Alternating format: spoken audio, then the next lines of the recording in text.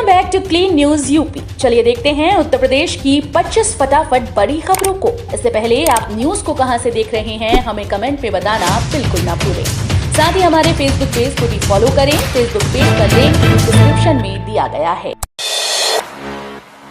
UP में अब digital माध्यम से मालिकाना हक आज 10 लाख ग्रामीणों को घरौनी सौंपेंगे सीएम योगी। यूपी के ग्रामीण इलाकों में रहने वाली बड़ी आबादी को मुख्यमंत्री योगी आदित्यनाथ आज 23 जून को बड़ा उपहार देने जा रहे हैं। स्वामित्व योजना के तहत 10,81,062 ग्रामीणों को डिजिटल माध्यम से उनके आवास का मालिकाना हक दिलाने वाला दस्तावेज घरौनी प्रमाण पत्र सौंपेंगे। योजना का लाभ पाने वाले ग्रामीणों को घरौनी प्रमाण पत्र मिलने से काफी राहत मिलेगी। उनके लिए बैंकों से लोन प्राप्त करना आसान हो जाएगा।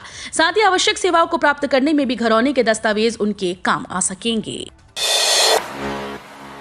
एयरफोर्स भर्ती का पूरा शेड्यूल जारी। 24 जून से होगा रजिस्ट्रेशन। अग्निपथ योजना के तहत इंडियन एयरफोर्स ने भी नोटिफिकेशन जारी कर दिया है। इससे पहले इंडियन आर्मी ने नोटिफिकेशन जारी किया था। एयरफोर्स की ओर से जारी नोटिफिकेशन के अनुसार 24 जून से 5 जुलाई तक भर्ती के लिए रजिस्ट्रेशन होगा। नोटिफिकेशन के अनुसार भर्ती के लिए 10वीं पास से लेकर डिप्लोमा होल्डर या वोकेशनल उम्मीदवार आवेदन कर सकते हैं। आवेदन की प्रक्रिया ऑफिशियल वेबसाइट agnipathvayu.cdac.in पर शुरू होगी। गरीबों के लिए पूरे देश में योजना लागू, अंत में जुड़ा ये राज्य। गरीबों को फायदा पहुंचाने वाली राशन कार्ड पोर्टेबिलिटी योजना पूरे देश में लागू हो गई है। असम अकेला राज्य बचा था जिसने इस स्कीम को अब तक नहीं अपनाया था। अब असम ने भी राशन कार्ड पोर्टेबिलिटी को अपना लिया है। एक तरह से एक देश एक राशन कार्ड की व्यवस्था अब अमल में आ गई है। खाद्य मंत्रालय ने इस बात की जानकारी दी। यूपी में मौसम को भी मात दे रहा है डेंगू मच्छर। 40 डिग्री तापमान में जिंदा मिले अंडे, स्वास्थ्य विभाग सतर्क। प्रदेश में बारिश होते ही डेंगू फिर से पांव पसार सकता है। यह आशंका स्वास्थ्य विभाग के सर्वे में पुख्ता हुई। सर्वे में पता चला कि एडीज मच्छर के अंडे 40 डिग्री से अधिक तापमान में भी नष्ट नहीं हुए। परिस्थितियां अनुकूल होते ही इन अंडों से डेंगू के मच्छर पैदा होंगे। इसे लेकर स्वास्थ्य विभाग अलर्ट हो गया है। विभाग ने डेंगू रोधी अभियान को तेज करते हुए नगर निगमों, नगर पंचायतों और ग्राम पंचायतों को जमा कबाड़ को हटवाने के निर्देश दिए। प्रदेश में पिछले साल जनवरी से जून तक सिर्फ 140 डेंगू के मरीज मिले थे, लेकिन बारिश होते ही इन मरीजों की संख्या में बेतहाशा वृद्धि हुई थी। बीते साल नवंबर तक डेंगू मरीजों की संख्या 27,109 तक पहुंच गई थी। मुख्यमंत्री की टैलेंट पाठशाला, योगी ने की मेधावियों से मुलाकात। मुख्यमंत्री योगी आदित्यनाथ ने बुधवार को यूपी बोर्ड की इंटरमीडिएट की परीक्षा में उत्कृष्ट प्रदर्शन करने वाले मेधावियों से मुलाकात की और उन्हें कई महत्वपूर्ण सुझाव दिए। मुख्यमंत्री ने अपने लखनऊ स्थित आवास पर आयोजित कार्यक्रम में मेधावियों से कहा कि आप सबको जागरूक होना चाहिए, इसलिए जरूरी है कि तकनीक का प्रयोग करें। उन्होंने मेधावियों से कहा कि आप सबको सरकारी योजनाओं की जानकारी होनी चाहिए, हर रोज अखबार पढ़ना चाहिए। उन्होंने कहा कि हर शिक्षण संस्थान को मुख्यमंत्री अभ्युदय कोचिंग, मुख्यमंत्री कन्या सुमंगला जैसी योजनाओं की जानकारी होनी चाहिए। यूपी में बिजली कंपनीज को झटका। स्लैब परिवर्तन पर आयोग ने की तल्ख टिप्पणी। स्लैब परिवर्तन प्रस्ताव के जरिए बिजली दरें बढ़ाने की कोशिश में जुटी बिजली कंपनीज को झटका लगा है। बिजली दरों पर सुनवाई के पहले ही दिन बिजली कंपनीज ने स्लैब परिवर्तन प्रस्ताव पर जैसे ही प्रस्तुतिकरण देना शुरू किया, आयोग चेयरमैन ने उन्हें रोक दिया। चेयरमैन आरपी सिंह ने कहा कि जब समाचार पत्रों में इसका विज्ञापन ही नहीं किया तो दिखाने का कोई मतलब नहीं। आयोग की इस टिप्पणी के बाद यह माना जा रहा है कि बिजली कंपनीज के स्लैब परिवर्तन के प्रस्ताव को आयोग ने स्वीकृति नहीं मिलेगी। उत्तर प्रदेश विद्युत नियामक आयोग में बिजली कंपनीज की तरफ से दाखिल वार्षिक राजस्व आवश्यकता 2022-23 और बिजली दरों पर सुनवाई मंगलवार से वीडियो कॉन्फ्रेंसिंग के माध्यम से शुरू हुई। अयोध्या में और भव्य होगा इस बार का दीपोत्सव। 7 दिन चलेगा कार्यक्रम। प्रदेश का संस्कृति विभाग अयोध्या में इस बार 7 दिन के दीपोत्सव की तैयारी कर रहा है। दीपावली के पर्व के आसपास आयोजित होने वाले इस महाआयोजन में इस बार कितने लाख दीपक प्रज्वलित होंगे, इसके अलावा क्या क्या कार्यक्रम किए जाएंगे, इसकी रूपरेखा तैयार की जा रही है। अन्य संबंधित विभागों, संस्कृति कर्मियों, कलाकारों से भी इस बारे में सुझाव मांगे जा रहे हैं। विभाग के प्रमुख सचिव मुकेश मेश्राम ने कहा कि यूं तो वर्ष 2017 से प्रतिवर्ष अयोध्या में दीपोत्सव आयोजित होता रहा है। प्रदेश की सरकार के इस लगातार दूसरे कार्यकाल के पहले साल पड़ने वाली दीपावली को अयोध्या में और भव्य तरीके से आयोजित किए जाने के प्रयास होंगे। अयोध्या अब जमीन खरीदने वालों की पहली पसंद। एडीए की कमाई में आया भारी उछाल। श्री राम की नगरी अयोध्या धार्मिक नगरी होने की वजह से जमीन खरीदने वालों की पहली पसंद बन चुका है। इससे अयोध्या विकास प्राधिकरण की आय में भारी उछाल आया। अगस्त 2020 तक जहां इसकी आय लक्ष्य का 29.94% थी, वो मार्च 2022 में 99.82% तक पहुंच चुकी है। अयोध्या में श्री राम जन्मभूमि पर मंदिर निर्माण से पहले विकास प्राधिकरण का दायरा 3,556.86 हेक्टेयर था, लेकिन जरूरतों के आधार पर इसे बढ़ाकर 8,959.333 हेक्टेयर कर दिया गया। कभी शहर का डस्टबिन था, अब तैरते रेस्टोरेंट, क्रूज और एडवेंचर स्पोर्ट्स से करोड़ों की कमाई। 8 साल पहले तक गोरखपुर शहर के डस्टबिन के रूप में पहचान रखने वाले रामगढ़ झील से जहां विभागों को करोड़ों की कमाई हो रही है, वहीं सैकड़ों लोगों को रोजगार भी मिला हुआ है। मछली आखेट, तैरते रेस्टोरेंट, क्रूज, वाटर स्पोर्ट्स आदि से प्राधिकरण से लेकर पर्यटन विभाग को 15 करोड़ से अधिक की सालाना कमाई हो रही है। वर्तमान में रेस्टोरेंट बोर्ड से लेकर ठेला आदि से 1000 से अधिक लोगों को रोजगार मिला हुआ है। चंद महीनों में ये संख्या डबल होने वाली है। बतौर सांसद योगी आदित्यनाथ के प्रयासों से झील का जीर्णोद्धार कार्यक्रम उनके मुख्य मंत्रित्व काल में मुकाम पर पहुंचता दिख रहा है। मायावती ने बताया, आजमगढ़ में कैसे लड़ रहे गुड्डू जमाली, मांगा जन समर्थन।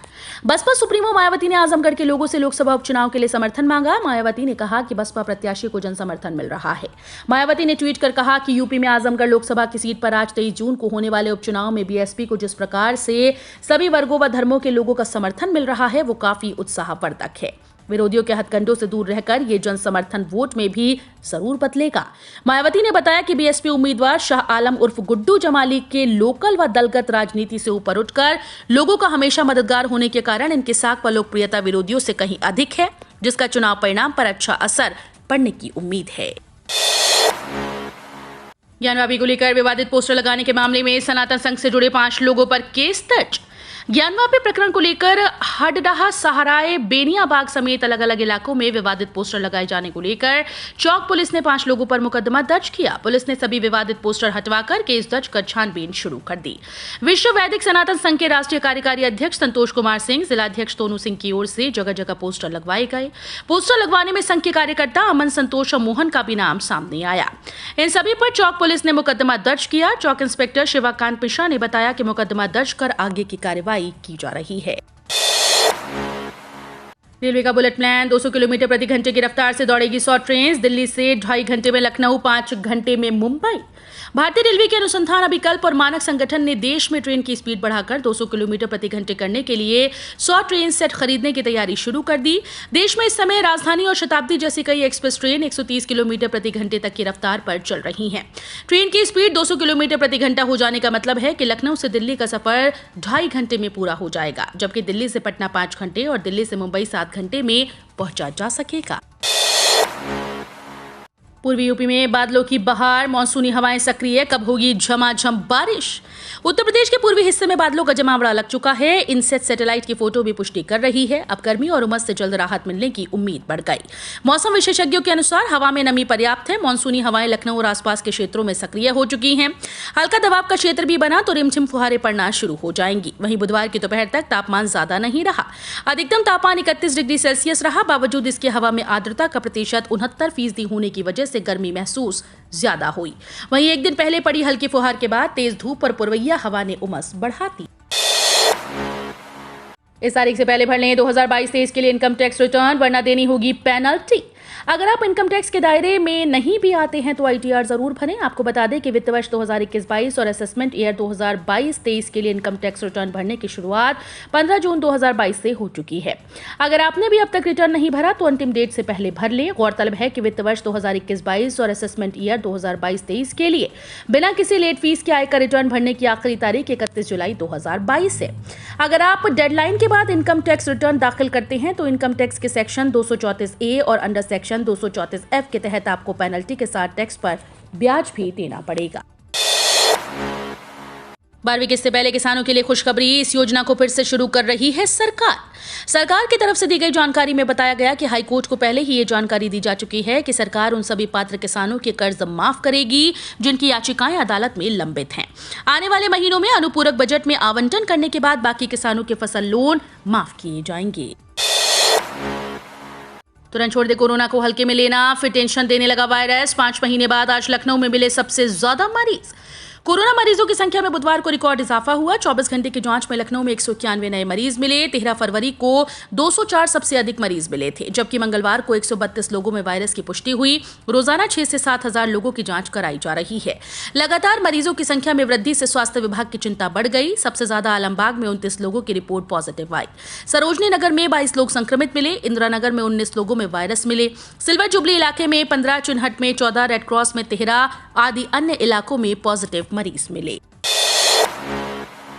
रूस के सस्ते तेल को हाथ से नहीं जाने देगा भारत, अब उठाया ये कदम। एक तरफ जहां यूक्रेन पर हमले को लेकर पश्चिमी देश रूस पर अपने प्रतिबंधों को कड़ा कर रहे हैं, वहीं दूसरी ओर भारत रूस से अपने व्यापारिक संबंधों को आए दिन बढ़ाता जा रहा है। भारतीय तेल उद्योग के अधिकारियों के अनुसार भारत सरकार ने देश की तेल कंपनी से कहा कि वो सस्ते रूसी तेल को भारी मात्रा में खरीदे। वॉल स्ट्रीट जर्नल की एक रिपोर्ट के मुताबिक तेल उद्योग के अधिकारियों का कहना है कि हाल के हफ्तों में सरकारी अधिकारियों ने उन्हें रूस से तेल खरीद जारी करने और रूसी तेल में छूट का लाभ उठाने के लिए प्रोत्साहित किया है। राष्ट्रपति चुनाव 2022। रक्षा मंत्री राजनाथ सिंह ने लोक जनशक्ति पार्टी के राष्ट्रीय अध्यक्ष चिराग पासवान को फोन करके एनडीए के राष्ट्रपति उम्मीदवार द्रौपदी मुर्मू के लिए समर्थन मांगा। राजनाथ ने कहा कि पीएम नरेंद्र मोदी भी चाहते हैं कि चिराग पासवान एनडीए में ही रहें। चिराग ने राष्ट्रपति चुनाव में मुर्मू को अपना समर्थन देने के लिए हामी भर दी। बीजेपी ने मुर्मू का नाम राष्ट्रपति उम्मीदवार के रूप में घोषित किया। इसके बाद राजनाथ सिंह ने चिराग पासवान को फोन मिलाया। दोनों नेताओं के बीच करीब 15 मिनट तक बात हुई। राजनाथ ने कहा कि आगामी राष्ट्रपति चुनाव में वे मुर्मू को समर्थन दें। लर्निंग ड्राइविंग लाइसेंस के लिए अब कैमरे की नजर में होगा टेस्ट, मोबाइल पर रिजल्ट। लर्निंग ड्राइविंग लाइसेंस के लिए अभ्यर्थी को चालक प्रशिक्षण केंद्र नहीं जाना पड़ेगा। अभ्यर्थी ऑनलाइन आवेदन के साथ घर बैठे लैपटॉप, डेस्कटॉप, पास वाले जन सुविधा केंद्र या साइबर कैफे में सारथी पोर्टल पर टेस्ट दे सकेंगे। परिवहन विभाग ने टेस्ट का स्लॉट समाप्त करते हुए फेसलेस व्यवस्था को अनिवार्य कर दिया। नई व्यवस्था के तहत अब सीमित लोग लर्निंग ड्राइविंग लाइसेंस के लिए ऑनलाइन आवेदन कर सकते हैं। टेस्ट के स्लॉट के साथ आवेदन की सीमा भी खत्म हो गई। अभ्यर्थी एक दिन में आवेदन के साथ टेस्ट देकर लर्निंग ड्राइविंग लाइसेंस हासिल कर सकते हैं। रामपुर और आजमगढ़ में सीएम योगी आजम खान अखिलेश यादव की परीक्षा प्रतिष्ठा दांव पर। विधानसभा चुनाव के बाद रामपुर व आजमगढ़ पर होने जा रहे उपचुनाव का नतीजा जो भी रहे, लेकिन प्रत्याशी तय होने से लेकर प्रचार तक आए उतार चढ़ाव भी कम दिलचस्प नहीं रहे। मुख्यमंत्री योगी आदित्यनाथ के लिए विधानसभा चुनाव में भारी जीत के सिलसिले को बरकरार रखने की चुनौती है तो अखिलेश व आजम खान के लिए अपनी सीट बचाने की। इन दोनों चुनाव में ध्रुवीकरण की कोशिशें भी खूब हुई तो एमवाई समीकरण को साधने की कोशिश भी। अखिलेश यादव तो न आजमगढ़ गए और न ही रामपुर। आईसीआईसीआई बैंक के ग्राहकों के लिए बड़ी खबर, फिर बैंक ने बढ़ाया एफडी पर ब्याज दर। निजी क्षेत्र के दिग्गज बैंक आईसीआईसीआई बैंक ने फिर से फिक्स डिपॉजिट रेट में बढ़ोतरी करने का ऐलान कर दिया। आईसीआईसीआई बैंक ने अपनी एफडी रेट्स में 5 बेसिस पॉइंट की बढ़ोतरी करने का फैसला किया, जो 22 जून 2022 से लागू हो चुका है। 2 करोड़ रुपए से कम की एफडी पर ब्याज दरें बढ़ाने का निर्णय लिया गया। आईसीआईसीआई बैंक की वेबसाइट के मुताबिक 7 से 14 दिनों की एफडी पर अब 2.75% ब्याज मिलेगा। वहीं 91 से 120 दिनों की एफडी पर 3.75%, 185 से 210 दिनों की एफडी पर 4.65%, 290 दिनों से लेकर 1 साल से कम अवधि वाली एफडी पर बैंक 4.65% ब्याज देगा। अभी महिलाओं को 5% से भी कम सीटों पर मिल रहा है प्रवेश। एनडीए प्रवेश परीक्षा सेकेंड 2022 के लिए आवेदन प्रक्रिया समाप्त हो चुकी है। इस प्रवेश परीक्षा के जरिए 381 पुरुष और 19 महिला अभ्यर्थियों का चयन किया जाना है। संघ लोक सेवा आयोग के द्वारा आयोजित की जा रही राष्ट्रीय रक्षा अकादमी और नौसेना अकादमी प्रवेश परीक्षा सेकेंड 2022 के लिए आवेदन प्रक्रिया समाप्त हो चुकी है और आयोग ने अभ्यर्थियों को 20 जून तक अपना आवेदन वापस लेने की सुविधा दी थी। यूपीएससी ने इस प्रवेश परीक्षा के लिए अभ्यर्थियों से 7 जून तक आवेदन मांगे थे। एनडीए की 400 सीट्स के लिए आयोजित की जा रही इस प्रवेश परीक्षा में अभ्यर्थियों का चयन लिखित परीक्षा, सर्विस सिलेक्शन बोर्ड इंटरव्यू और मेडिकल टेस्ट के आधार पर किया जाएगा।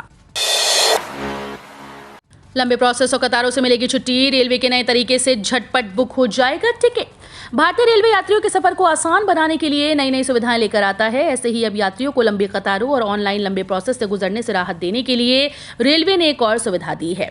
इसके तहत अब स्टेशन पर कतार में लगने के बजाय यात्री आसानी से टिकट बुक कर सकेंगे। अगर वे जल्दबाजी में ट्रेन की बुकिंग करते हैं तो झटपट से उनका टिकट बुक हो जाएगा। यस बैंक ने लॉन्च किया नया प्रोडक्ट, डिपॉजिट खाता धारकों के लिए खुशखबरी। निजी क्षेत्र के यस बैंक ने फिक्स डिपॉजिट पर रेपो आधारित ब्याज देने की घोषणा की। इसके लिए बैंक ने नया उत्पाद पेश किया है। अब तक बाह्य मानक संबद्ध ब्याज दर का उपयोग कर्ज के लिए किया जा रहा था, लेकिन डिपॉजिट के मामले में ऐसी व्यवस्था नहीं थी। यस बैंक ने एक बयान में कहा कि उसकी नई पेशकश ग्राहकों को उनकी डिपॉजिट पर गतिशील लाभ प्राप्ति की अनुमति देगी, क्योंकि ब्याज दर मौजूदा रेपो दर से जुड़ी होगी। इन कर्मचारियों के लिए गुड न्यूज, साल में मिलेगी इतनी छुट्टियां, नहीं कटेगी सैलरी। निजी कर्मचारियों के लिए गुड न्यूज है। इंटरनेट कॉमर्स कंपनी मीशो ने अपने कर्मचारियों के लिए नई लीव पॉलिसी का ऐलान किया है। इसके तहत एक कर्मचारी 365 दिन तक की पेड लीव ले सकता है। हालांकि इसके कुछ नियम शर्तें होंगे। दरअसल मीशो कंपनी ने इस नई अनलिमिटेड लीव पॉलिसी को मी केयर प्रोग्राम का हिस्सा बनाया है। इसके तहत पेड लीव के दौरान कर्मचारी को पीएफ और इंश्योरेंस जैसे फायदे मिलते रहेंगे। तो ये थी आज की 25 फटाफट बड़ी खबरें। अगर आपको न्यूज पसंद आई हो तो वीडियो को लाइक और शेयर जरूर करें। धन्यवाद।